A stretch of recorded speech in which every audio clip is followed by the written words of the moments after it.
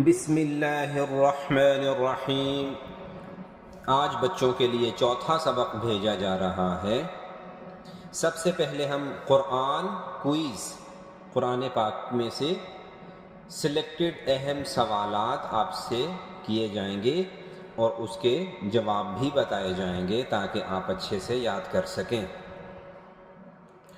اللہ کے ایک نبی ایسے تھے جنہوں نے لاٹھی سے ٹیک لگا رکھی تھی اور اسی حالت میں ان کا انتقال ہو گیا تھا، اور ان نبی کا کیا نام ہے؟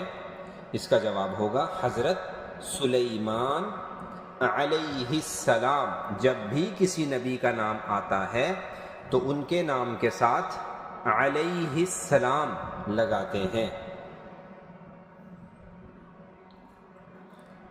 قرآن پاک کی کچھ آیتیں اللہ پاک نے 2 دفعہ، کچھ 4 دفعہ بھیجی، لیکن قرآن پاک کی ایک برکت والی آیت ایسی ہے جس کو اللہ تعالیٰ نے 114 دفعہ بھیجا۔ وہ کون سی آیت ہے؟ وہ ہے بسم اللہ الرحمن الرحیم۔ یہ 114 دفعہ آئی، یہ بڑی برکت والی آیت ہے، بڑی رحمت والی آیت ہے۔ اس کے پڑھنے سے اللہ بہت خوش ہوتے ہیں۔ ہر اچھا کام کرتے ہوئے اس آیت کو بار بار پڑھتے رہنا چاہیے۔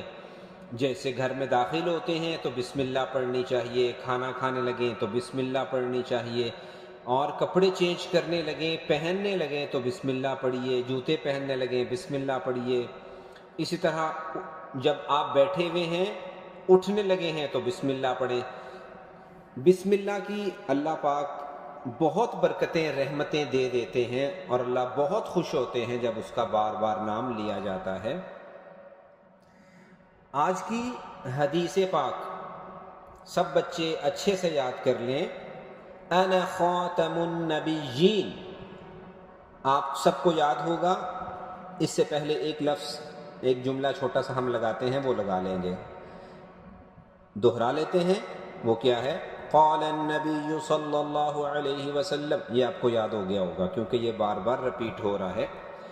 تو اللہ کے نبی کا ارشاد ہے انا خاتم النبیین لا نبی بعدی، میں آخری نبی ہوں اور میرے بعد کوئی بھی نبی نہیں آئیں گے۔ آپ نے اس حدیث پاک کو اچھے سے یاد کر لینا ہے اور اس کا ترجمہ بھی یاد کر لینا ہے کہ ہمارے نبی صلی اللہ علیہ وسلم اللہ کے آخری نبی ہیں۔ ان کے بعد کوئی بھی نبی کسی بھی صورت میں نہیں آ سکتا، کبھی بھی نہیں آ سکتا، قیامت تک نہیں آ سکتا۔ یہ آپ یاد کر لیں گے۔ اور آج کے قرات کورس میں سے ہم نے آپ کو بتایا تھا 8 حروف ہم نے یاد کرنے ہیں جو بہت اہم ہیں، اور ان کے صحیح سے نہ پڑھنے میں قرآن پاک کے اندر بڑی غلطیاں ہو جاتی ہیں۔ ہم نے پڑھا تھا ح، ہم نے پڑھا تھا عین، اور آج کا لیٹر جو ہم پڑھیں گے وہ ہے تو۔ ایک ہوتی ہے الف با تا نو، یہ تا یہ والی نہیں ہے، ایک ہوتا ہے تو و، تو یہ ہوگا تو۔ اسے اردو میں توئیں بھی پڑھتے ہیں، لیکن عربی میں اس کو صرف اور صرف تو پڑھا جاتا ہے۔ ہم نے تیسرا کلمہ شروع کیا تھا سبحان اللہ والحمد للہ، یہ ہم نے کل یاد کر لیا تھا۔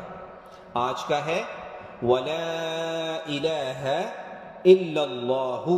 بس پورا سبق کیا ہو گیا؟